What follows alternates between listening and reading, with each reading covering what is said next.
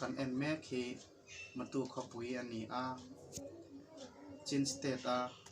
district pakhat ani tuna ron lang hi kong pariat in po na in tong khom ani a hi lan song ante tuna ron lang po hi bungla tui matu khopui ti moi tu chu ani tikhanin tu tang pong a hianin kong pui pakhat om thin khania tuna chon kong tam tak om to a hian kong oma chuanin tuna ron lang hi feel ani a ti hianin in te khat muk to a chin state a chuanin changkang berpol district ani rim omani matung nam ho hi hun rang rang Mizoram ate rengkun lamate an khat tu vek to a ma sengen US lamte Australia lamte ramdang dang an om vek to ani